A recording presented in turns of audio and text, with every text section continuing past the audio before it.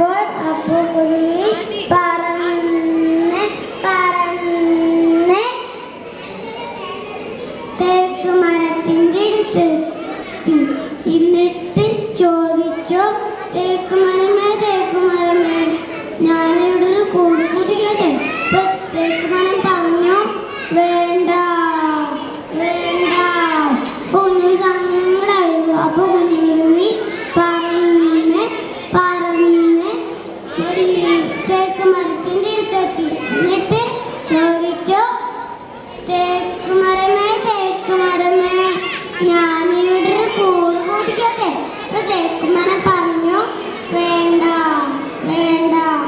കുഞ്ഞുകുരുവിക്ക് സങ്കടായി. അപ്പൊ കുഞ്ഞുകുരുവി പറന്ന് പറന്ന് വാഴച്ചെടിയുടെ അടുത്തെത്തി.